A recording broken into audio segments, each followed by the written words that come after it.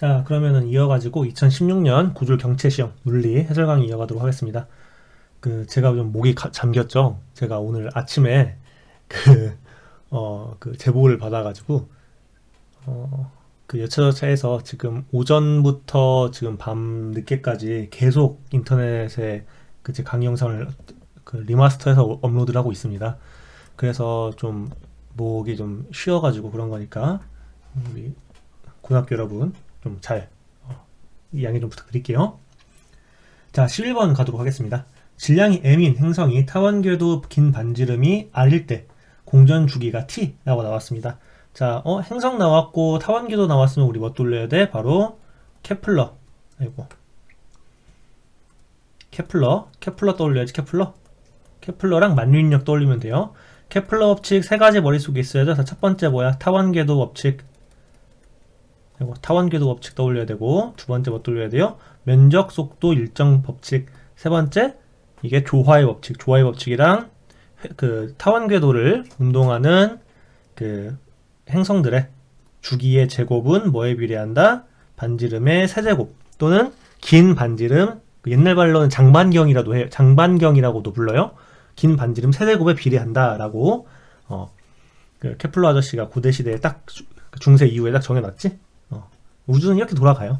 그렇기 때문에 우리 이걸 써주면 돼요. 자, 긴 반지름이 r일 때 공전 주기가 t래요. 그럼 반지름도 고정이 됐고 주기도 고정이 됐네. 이 행성과 같은 태양을 초점으로 하는 질량이 2배고 또 다른 행성의 타원궤도의 질량이 2배인 어떤 행성의 타원궤도의 반지름이 4배일 때 공전 주기를 물어봤지. 자, 근데 이 식 잘 봐요. t제곱은 r의 세제곱에 비례한다. 그러면은 주기가 결정되려면 뭐만 결정되면 돼? 반지름만 결정되면 되지? 질량은 관계해 안 해? 질량은 관계 안 해요. 질량은 공전주기에 영향을 주지 않습니다. 이거는 등속 원운동 공식 있죠? 등속 여러분 한번 보기만 해요. 그리고 외우면 돼. 고졸경채 시험은 그렇게 어렵게 안 나오니까 이거 한번 보고 어디서 봤다라고 시험 문제 나오면 어디서 봤다라고만 생각해 주시면 돼요. 이게 만유인력과 똑같다고 놓고 풀면 돼요. 질량이 날아가지? 제가 아까 뭐랬어?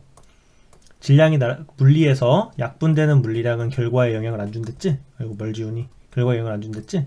이렇게 해준 다음에 V는 T분의 2파이 R 넣어가지고 이 V 있지? 여기다가 이거 집어넣어서 정리해주면은 뭐가 나오냐면은 T제곱은 GM의 4파이 제곱이 나오고 R 세제곱 이렇게 나와요.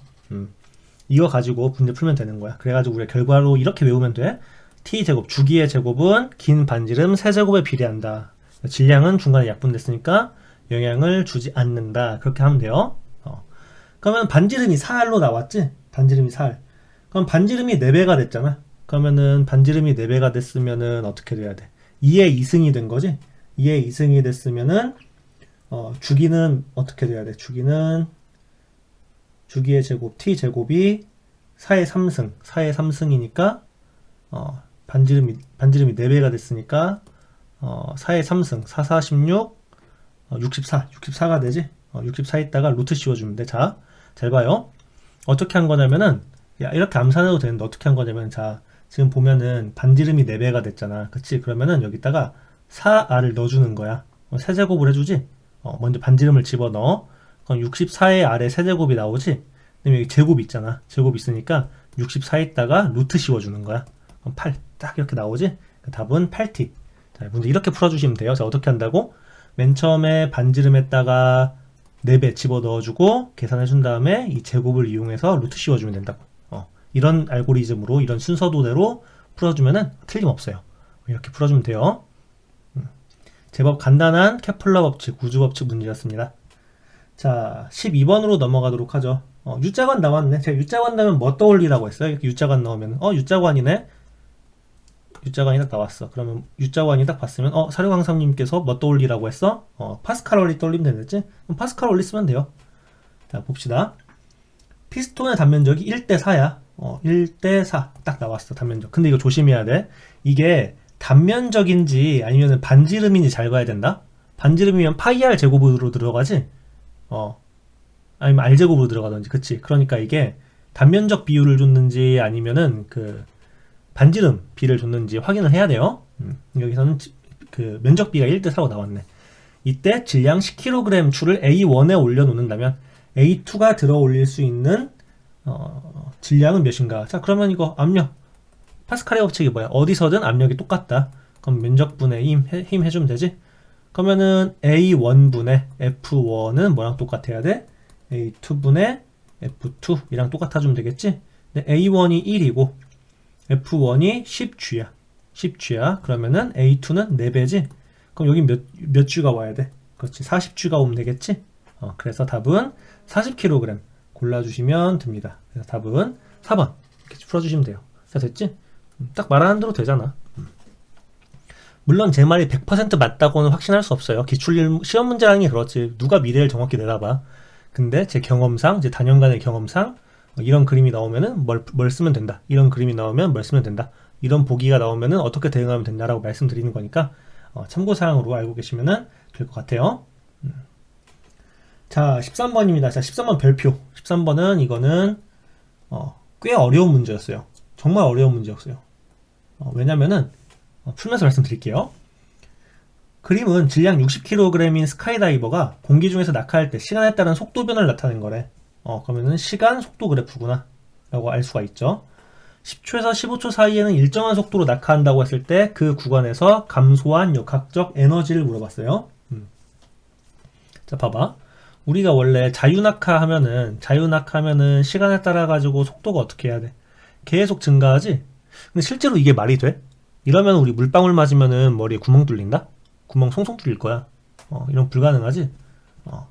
공기저항 때문에 속도는 어떠한 속도로 이렇게 수렴해요. 우리가 이 속도를 뭐라고 부르냐면은 터미널 벨러시티, 즉 종단 속도라고 불러요. 종단 속도. 종단 속도라고 부르고 이 종단 속도까지 오는 거야. 그래서 지금 이 문제 같은 경우는 종단 속도를 40으로 준 거지. 그렇죠? 우리가 빗방울에 맞아도 죽지 않는 이유는 바로 이 종단 속도 때문입니다. 이건 종단 속도는 C분의 mg라고 뭐 이렇게 계산하는데 이게 시험 문제에 나오진 않아요. 여러분 시험 문제에는 7급 보시는 그 형이나 오빠, 언니, 누나들한테는 나오는데 여러분께는 안 나옵니다. 그러니까 이거는 그냥 이런 게 있다. 좀만 알고 넘어가시면 될 것 같고요. 자, 그러면 이 문제를 어떻게 푸냐? 자, 10초부터 15초까지 사이는 일정한 속도로 낙하한다라고 하면은 이때 원래 얻었어야 할 에너지가 전부 어디로 가는 거야? 이때 속도로 전환됐어야 할 에너지가 전부 날아가는 거지? 그래서 역학적 에너지가 전체적으로 감소하게 되는 거예요. 감소하게 되는 거예요. 됐죠? 자, 그러면은 우리가 운동 에너지를 봤을 때 운동 에너지는 카이네틱 에너지는 2분의 1 mv 제곱이지? 근데 지금 10초랑 15초랑 뭐가 똑같아? 운동 에너지 속도가 똑같잖아. 속도가 똑같다는 얘기는 운동 에너지도 똑같다는 얘기지. 사람이 공중에서 질량이 줄어들진 않아요. 자, 그러면은 10초에서 15초까지 감소한 역학적 에너지는 뭐야? 역학적 에너지라는 거는 카이네틱 에너지에다가 포텐셜 에너지 더해주는 거지. 그치? 근데 카이네틱 에너지는 변화 없으니까 오로지 10초와 15초 사이에 뭘 계산해주면 된다? 포텐셜 에너지 변화량만 계산해주면 되는 거다. 됐죠? 그럼 포텐셜 에너지는 어떻게 계산해? 포텐셜 에너지는 우리가 mgh로 계산하지? mgh.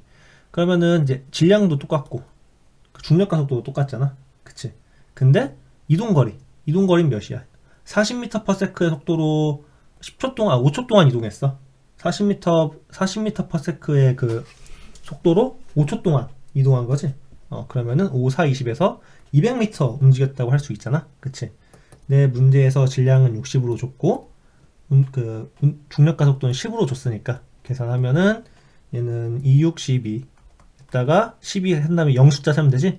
하나, 둘, 셋, 넷 0이 4개 있다. 그럼 10의 4승 이렇게 해주면 되지?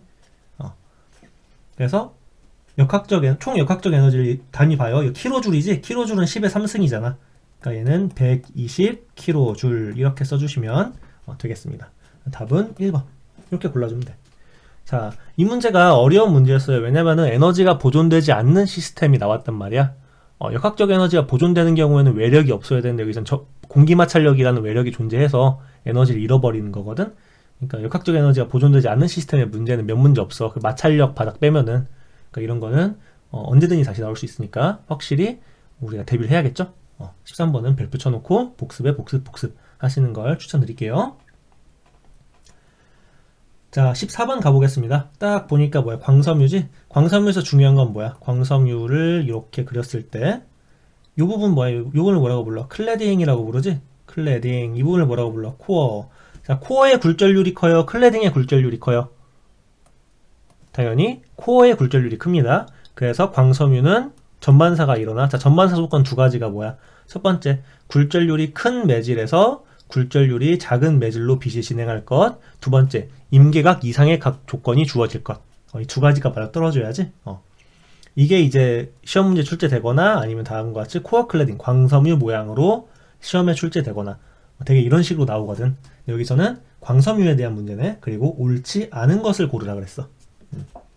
자, 1번. 광통신은 전기통신보다 많은 양의 정보를 동시에 전달할 수 있다. 이게 그 광섬유의 그 장점이야. 광섬유의 장점이에요. 전기통신보다 훨씬 더 정보를 정확하고 빠르고 안전하게 수송할 수 있습니다. 1번은 맞는 진술. 2번. 광통신은 도선을 이용한 유선통신에 비해 전송거리가 매우 깁니다. 정말 길어요. 얼마나 기냐면요. 내륙에서 제주도까지 보낼 수 있습니다. 네. 내륙에서 제주도까지 보낼 수 있어요. 네. 그래서 답은 2번이 되겠네요. 매우 깁니다. 이게 잘못된 진술이야. 자, 3번. 광통신은 빛신호를 정보를 전달하기 때문에 외부 전파에 의한 간섭의 손실이 적다. 맞는 얘기지? 4번. 발신기에서는 전기신호가 빛신호로 변환되고 수신기에서는 빛신호가 전기신호로 변환된다. 이게 맞는 얘기예요. 여기 전기신호 그리고 빛 전기신호 딱 문제에 답이 있지? 그래서 14번에 4번도 맞는 진술이야. 그 답은 2번 골라주면 돼. 이렇게 복잡한 문제 안 나왔네. 정말 고맙지? 이런 문제 그냥 땡큐 하고 받아먹으면 되는 거야. 자, 그러면은 또 15번까지 하고 싶시다. 자, 15번. 자, 15번. 이 문제는, 이 문제가 출제되고 나서 전 좀 뻥쳤어요. 좀 많이 뻥쳤습니다. 왜냐면은 이게 나올 게 아닌데 나왔다고 전 생각을 하거든요.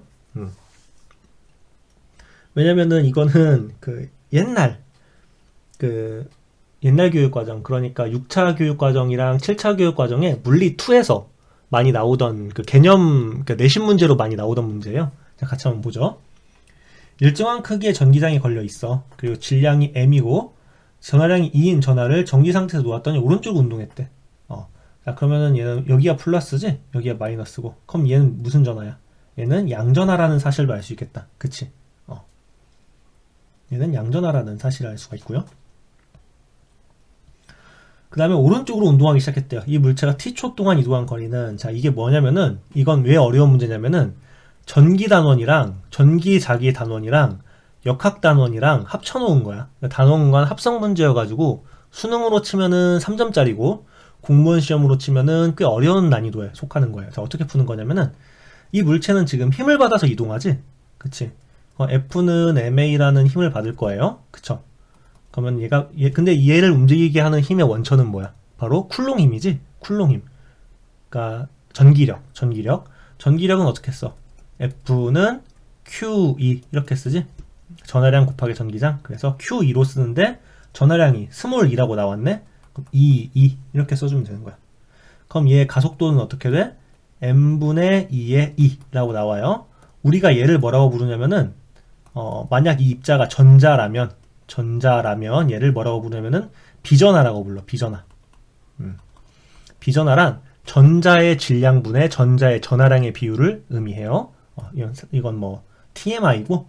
자, 그럼 우리 가속도 구했지? 그러면은 우리가 이동거리 구하려면 어떻게 돼? 이동거리는 2분의 1 곱하기 A T 제곱 해주면 되겠지? 그러니까 2분의 1 곱하기 m분의 2의 t의 제곱. 이렇게 써주면 돼요. 그러니까 답은 몇 번이니 그러면? 답은 어디 보자. 3번 골라주면 되겠네. 이렇게 풀어주시면 됩니다. 됐지? 이렇게 풀어주시면 돼요. 좀 다르게 푸는 방법이 뭐가 있냐면은 전기장 혹시 여러분 이 단위 다 알아요? 전하량의 단위는 C잖아. 그치? 전기장의 단위는 뭐야? 전기장의 단위는 단위 전하가 받는 힘이기 때문에 쿨롱 퍼 뉴턴이거든. 그리고 t의 시간의 단위는 뭐야? 시간의 단위는 그냥 시간이지. 세크지. 질량의 단위는 뭐야? 질량의 단위는 킬로그램이잖아. 그치? 그럼 그리고 또 뉴턴이라는 거는 킬로그램 미터 퍼 세크 제곱이지? 이걸 또 쿨롱으로 나누는 거지? 그래서 이거를 적절히 배합하면은 일단 2번은 아니라, 4번은 아니라는 사실을 알 수 있어. 뭐 이렇게 접근하는 방법도 있는데, 이거는 별로 추천하지 않아요. 그냥 여러분, F는 MA, 이렇게 해가지고 푸는 게 정석적인 방법이니까, 이렇게 푸는 걸 추천해 드릴게요. 됐지? 이 문제는 상당히 유서가 깊은 문제여서 그렇게까지 현대에 이르러서는 그렇게까지 어려운 개념은 아닐 거예요. 여러분들 충분히 풀고 대응할 수 있을 거라고 생각합니다. 자, 이렇게 해가지고 우리 15번까지 같이 풀어봤고 16번부터는 이어서 한번 마무리 잘 지어보도록 해요. 잠시 후에 뵙도록 하겠습니다.